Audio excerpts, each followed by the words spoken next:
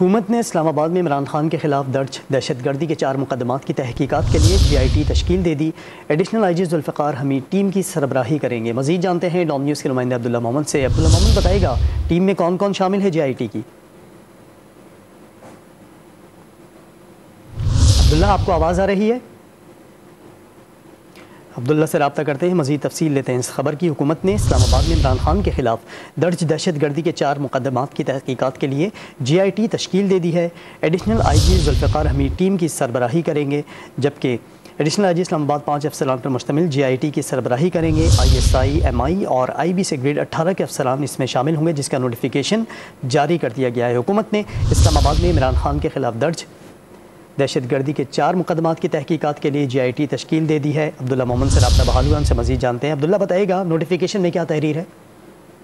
بالکل، حکومت نے چیئرمین PTI عمران خان کے خلاف درج دہشت گردی کے مقدمات کی تحقیقات کے لیے اعلیٰ سطح کی GIT تشکیل دے دی ہے۔ وزارت داخلہ نے اس سلسلے میں GIT کی تشکیل دینے کا نوٹیفیکیشن جاری کر دیا ہے۔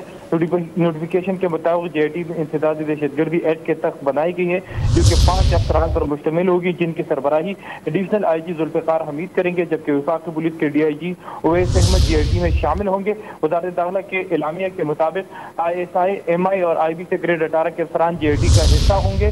GIT اسلام آباد میں درج 4 مقدمات کی تفتیش کرے گی۔ GIT سابق وزیر اعظم عمران خان اور پاکستان تحریک انصاف کے کارکنوں پر درج 4 مقدمات کی انکوائری کرے گی، جبکہ اس کے ساتھ پولیس اور دیگر فورسز کے خلاف PTI کارکنوں کی جانب سے کارروائی کے حوالے سے بھی GIT تحقیقات کرے گی۔ جی عبداللہ، بہت شکریہ آپ کا۔